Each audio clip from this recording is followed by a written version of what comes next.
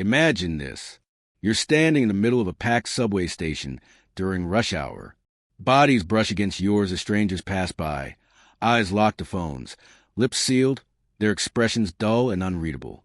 The platform hums with the noise of trains and announcements, the echo of footsteps, the shuffling of coats, the occasional cough.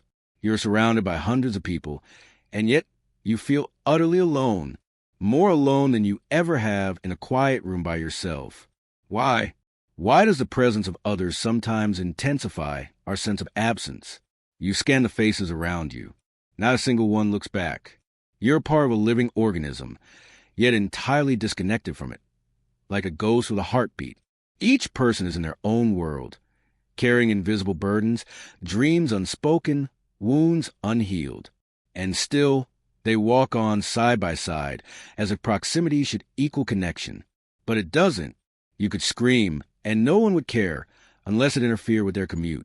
You could collapse, and they might pause, maybe take out a phone to record, maybe help. But their gaze would say it all. I don't want to be involved. I don't want to feel responsible for your pain. I'm already drowning in my own. So you learn the rules. You keep your mask on. You nod politely. You blend. But somewhere, deep beneath the surface, you begin to rot. You scroll through your phone to fill the void. Notifications offer momentary jolts of dopamine, but no warmth. Your smile in photos is real, yet hollow. People know your name, but not your mind. You have acquaintances, followers, co-workers, classmates, but no tribe. No one who sees the inner architecture of your soul and still chooses to stay.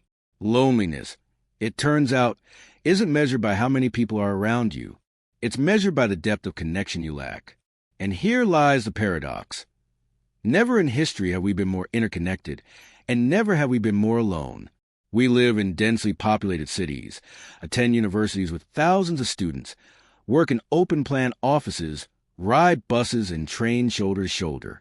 Social media keeps us digitally tethered to friends, family, even celebrities.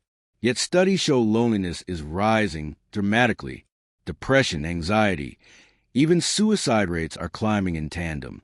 How do we end up surrounded by so many people, yet starving for human contact? Could it be that connection, true connection, is not about closeness in space, but closeness in understanding? Could it be that crowds offer only the illusion of belonging, while slowly eroding our sense of individuality? Could it be that in our desperation to be accepted, we've fragmented ourselves into versions others might tolerate? The question cuts deeper. Have we lost the courage to be fully seen, and in doing so, ensured our isolation? Modern society celebrates the extrovert, the networker, the socially agile.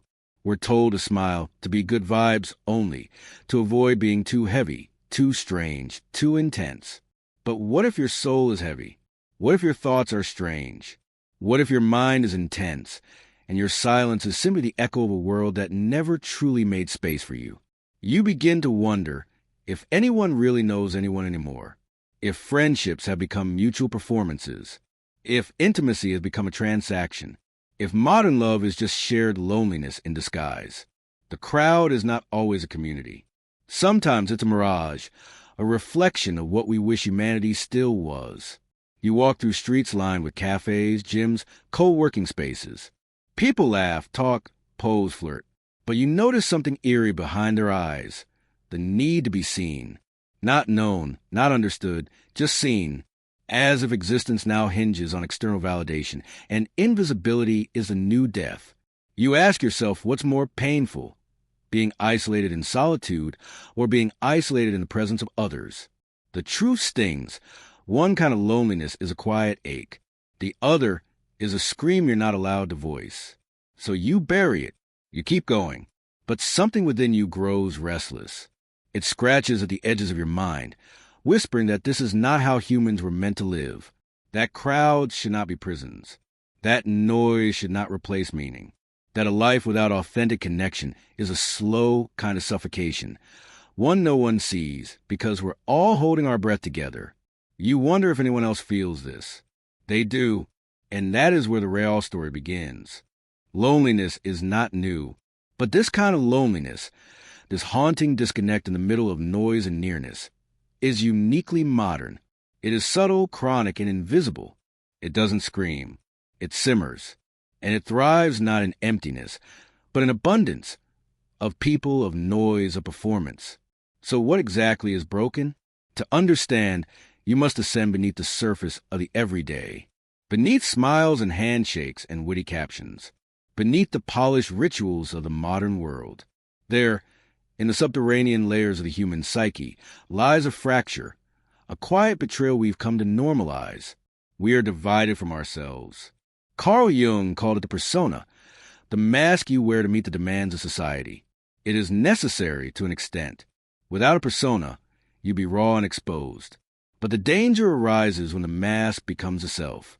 When you forget that beneath the smiling, socially acceptable facade is a psyche full of contradictions, cravings, rage, tenderness, and shadow. In Jungian terms, shadow is not evil. It is simply repressed truth. The aspects of yourself you were told were too much, too weird, too emotional, too intense. So you locked them away to gain approval. You became the likable version of you, the digestible version, the filtered, strategic, well-behaved you. But here's the catch. Masks can't love, and masks can't be loved. The persona may win you applause, followers, promotions, but it won't make you feel seen. Because deep down, your subconscious knows they're not applauding you. They're applauding the role you play. This is why loneliness in crowds feels so devastating. Because in those moments, your inner child is whispering, "No one here knows who I really am." Jean-Paul Sartre saw this dilemma clearly. In Being and Nothingness, he describes a concept known as bad faith, the act of lying to yourself in order to conform, to avoid the burden of freedom. You convince yourself you are what others expect you to be, the responsible employee, the fun friend, the agreeable partner. You become a thing, not a person, a performance, not a presence. And the cost? You abandon your own authenticity in exchange for social survival. This is a paradox. The more you hide your real self to be accepted, the more isolated you become. You are seen everywhere, but not felt anywhere. Friedrich Nietzsche warned of the societal dilution of the self. In Thus Spoke Zarathustra, he spoke of the last man, a creature of comfort, safety, and predictability, a man who no longer dares to dream or suffer deeply, who fears the chaos of individuality.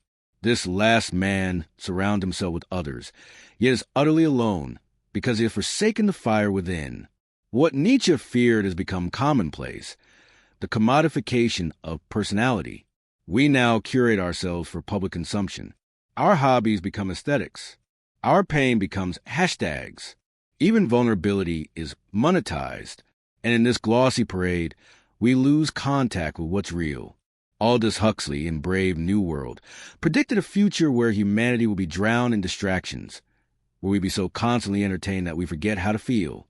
Pleasure would replace meaning. Comfort would replace connection. And loneliness would no longer be a crisis, but a background noise we've learned to live with. Sound familiar? Every story view, every emoji reaction triggers a chemical response in the brain. Dopamine, serotonin, oxytocin. Microbursts of simulated belonging. But they are not real intimacy. They are echoes of it. They are what philosopher Byung-Chul Han calls contact without community. Real intimacy demands presence.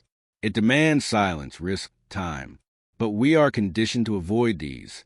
Silence feels awkward. Risk feels unsafe. Time feels scarce. And so we default to convenience. Fast conversation, surface laughter, shallow engagement. We interact constantly but relate rarely. We are stimulated but not nourished. The root of this disconnection lies deeper still. Arthur Schopenhauer, the gloomy prophet of pessimism, believed human beings are driven by a blind, insatiable will. We chase desires we don't understand, hoping they'll fill an absence we can't define. And yet, once a desire is fulfilled, another emerges. The wheel turns. The hunger continues. Apply this to social belonging. You chase approval. You win it. Then you feel empty again. So you chase more. But no amount of external affirmation can fill the internal void of not knowing who you are. Because here's a terrifying truth. Until you are connected to yourself, no connection with others can feel complete. Gabor Maté, a physician who has spent decades studying trauma and addiction, emphasizes that loneliness is not merely the absence of company. It's the presence of disconnection. Often rooted in childhood experiences of emotional neglect, disconnection becomes a way of life. You learn to suppress needs, to not burden others, to smile while hurting. Eventually, you forget how to reach out. You forget what it means to be emotionally naked. You become fluent in surface talk, but mute in the language of real vulnerability. And then, crowds become unbearable. Not because others are cruel, but because every interaction feels like a dance around a truth no one wants to face. You begin to suspect that most people are just as lonely as you, that behind their laughter is longing, behind their selfies is sadness, behind their confidence is a desperate plea. Please, see me. But how can two disconnected people find real connection? How can a crowd full of masked souls create community? How can you be known when you've forgotten how to be yourself? This is a hidden mechanism. We are taught to avoid rejection by becoming acceptable. But in doing so, we abandon the very qualities that make us lovable. And what's worse, we do it so automatically that we don't even realize we're lonely until it's too late. We confuse attention with affection. We confuse audience with intimacy. And slowly, silently, we become strangers to each other and to ourselves. By now, the shape of the monster has begun to reveal itself. Not as some external beast, but a silent architect that lives within us, shaping the architecture of modern life. But what if this hidden loneliness wasn't just a personal ache? What if it was a foundational flaw, quietly eroding the psychological and cultural pillars of society? What if disconnection wasn't a symptom, but a system? Let's follow the cracks. You wake up and check your phone before you breathe fully. Notifications flood in. Messages, updates, alerts, reminders that you exist in a digital ecosystem of constant contact. And yet, you feel untouched. You dress, you eat, you commute, often surrounded by others who are doing the same. Headphones in, eyes glazed over. Each face you pass is a world you'll never enter, a heartbeat you'll never hear, a story you'll never know. This is not just habit. This is neural conditioning. According to social neuroscientist John Cassiopo, chronic loneliness activates the brain's self-preservation circuits. You become hypervigilant, subconsciously scanning the environment for social threats, interpreting ambiguity as rejection. Your nervous system no longer relaxes in the presence of others. It braces. Prolonged loneliness triggers a cascade of physiological responses. Increased cortisol levels, weaken immune function, sleep disturbances, and even altered gene expression. But the emotional damage runs deeper still. You begin to mistrust connection itself. The mind plays cruel games when it feels unseen. It begins to whisper, "They don't care. You're a burden. Don't open up. They'll leave. They always do." And so you don't reach out. You wait. You perform. You suppress. The reward? Applause without intimacy. Echoes without resonance. This internal starvation becomes a breeding ground for cognitive distortions. You believe everyone else is doing better, more connected, more confident, more whole. You scroll through filtered lives and compare them to your raw wounds. You forget that others, too, are suffering behind their personas. This isolation warps the mind. Psychologist Abraham Maslow placed belonging just above physical needs in his hierarchy. When denied connection, the self fractures. We lose coherence. Identity becomes fragmented, clinging to roles, achievements, and title for meaning. And when those fail, numbness, not the cold numbness of detachment, but the heavy, suffocating numbness of existential disintegration. You're alive but not living. You function but feel flat. You smile, but it never reaches a core. This is how a society begins to decay from the inside. Disconnected individuals become disconnected citizens. If you don't feel part of something real, you don't defend it. You don't nurture it.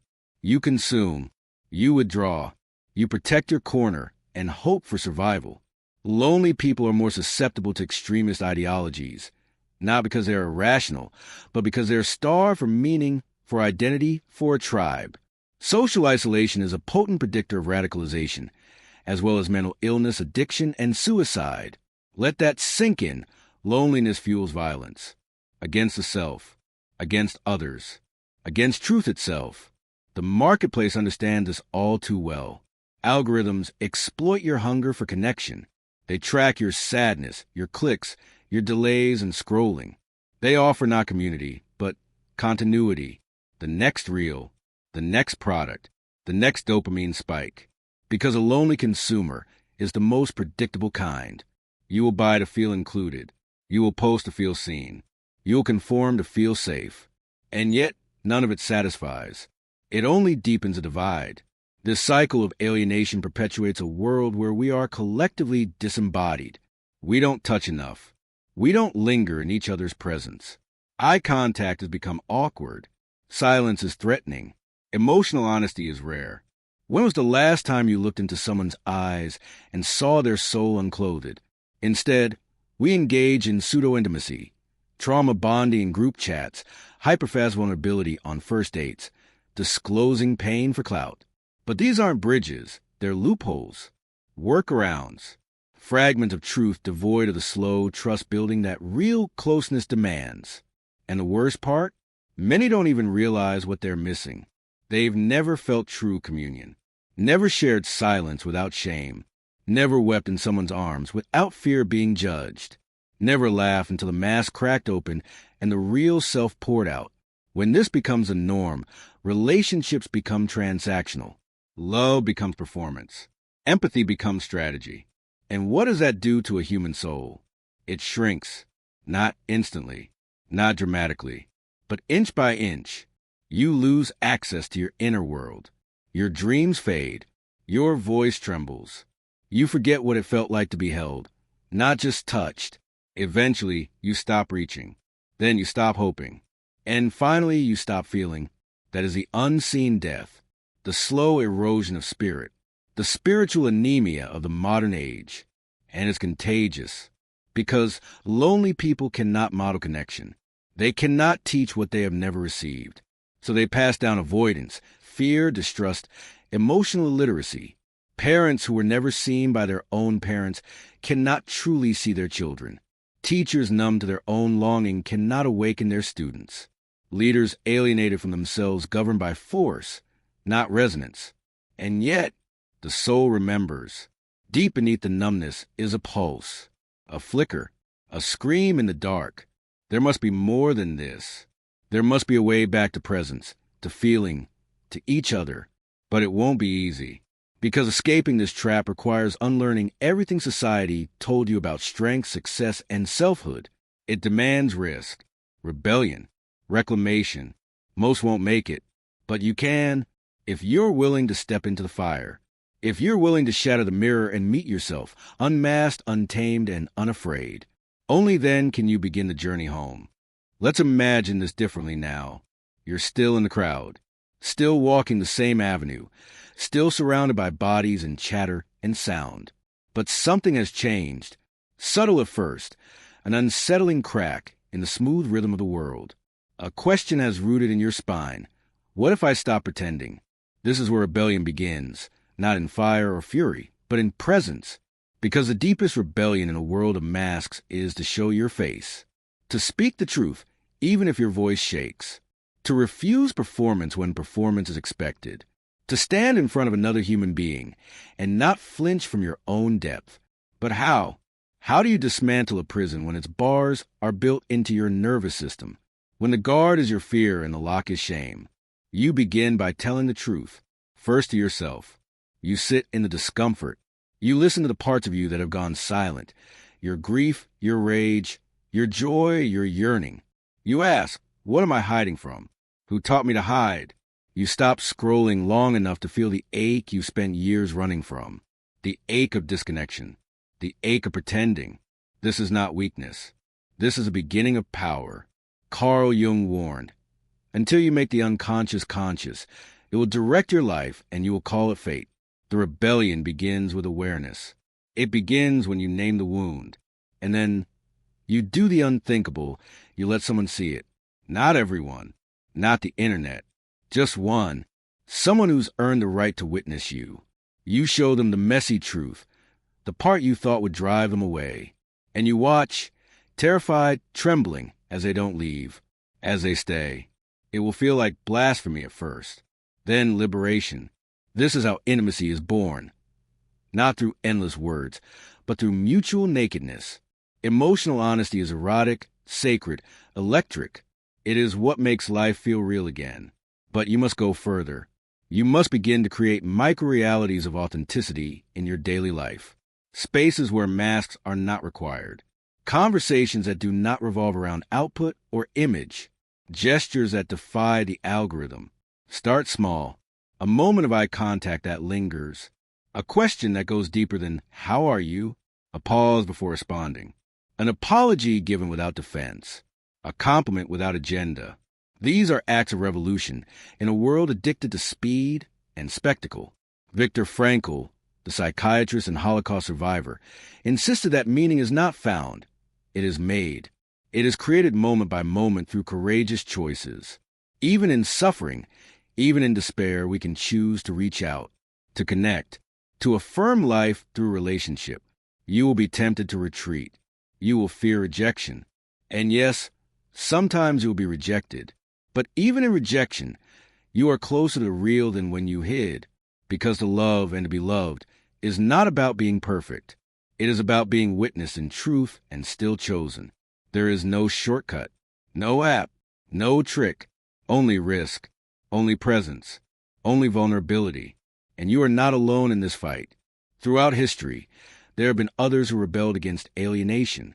Soren Kierkegaard, who insisted that the self is not a static thing but a dynamic relationship with truth, and that despair is the sickness of those who avoid becoming who they really are. Simone Weil, who said attention, pure undivided presence, is the rarest and most powerful form of love. Thomas Merton, the monk who found that solitude is not the absence of connection, but the space where real connection can be born. Their rebellion wasn't political. It was existential. And now it's yours. You must reclaim your mind from the social hypnosis that tells you to be productive instead of present, agreeable instead of real, popular instead of loved. This means retraining your nervous system to feel safe in presence, to regulate in silence, to tolerate intimacy. It means creating rituals, daily practices that remind your body what it feels like to be here, now, alive. Breathe deeply with another human without speaking.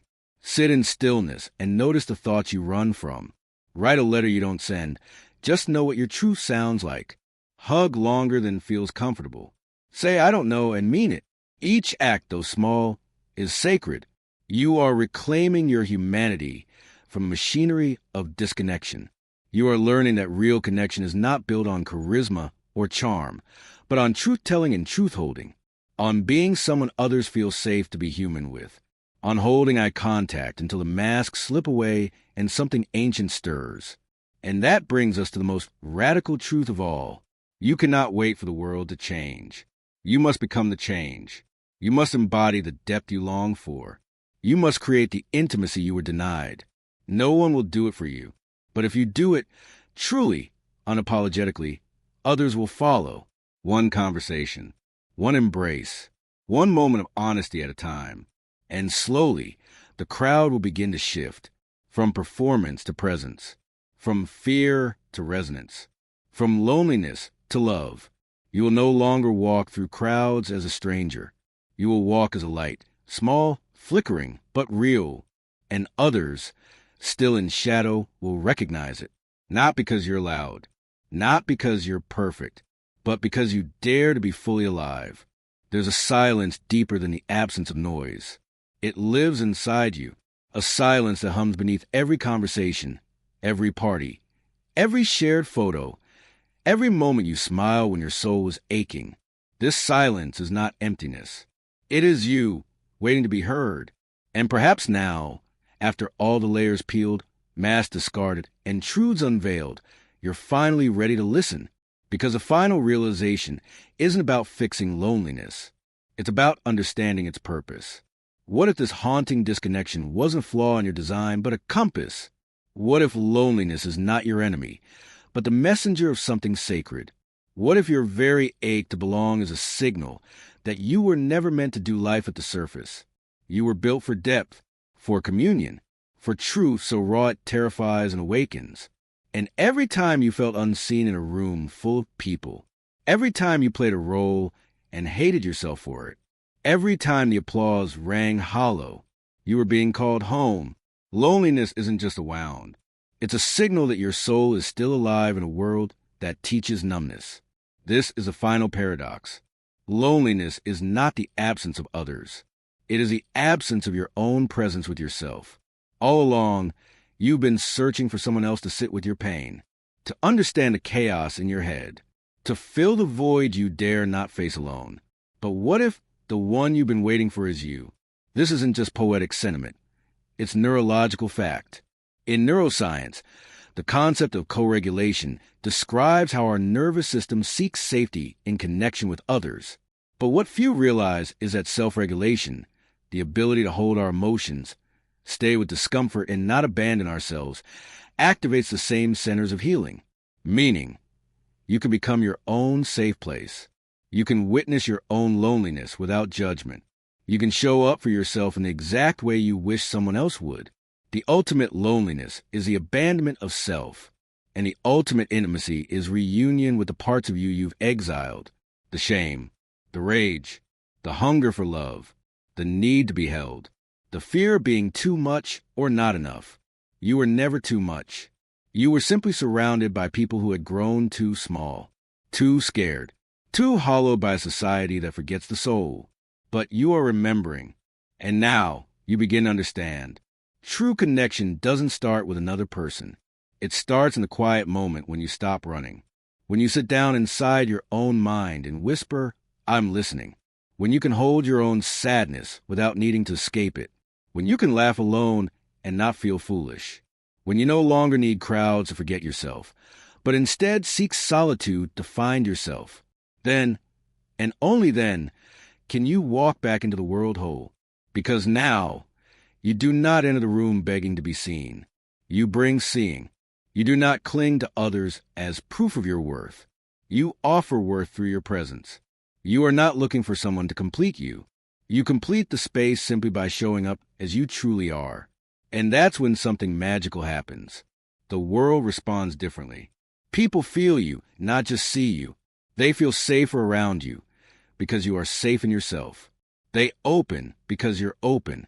They speak truth because you do. You become the mirror they forgot they needed. No longer just a face and crowd. You become the invitation to awaken. That is the power of one conscious human, not to save others, but to remind them. Your rebellion has become a transmission, a signal cutting through the static. And those meant to find you, those tired pretending, exhausted from the ache, ready to drop the act, they will find you. And when they do, the crowd dissolves. You are no longer surrounded by strangers. You're surrounded by soul mirrors. Loneliness was never your enemy. It was the birthplace of your becoming. It forced you inward where the real journey begins. It made you question what others blindly accepted. It broke your heart wide enough for light to enter. Now, every time you enter a room, you carry that light. You don't beg to be chosen. You choose yourself. You don't try to fit in. You create space for others to be free. You don't shrink to be safe. You expand to be true. You realize at last, you were never alone in the crowd. You were alone within yourself. And now that you are here, fully, fiercely, unapologetically here, you are free. And freedom, true freedom, is magnetic. It calls forth real connection. It breaks the trance of performance. It whispers to others, come home to yourself. So the next time you're in the subway, or at the party, or scrolling through polished lives on a screen, you will remember, you are not here to perform.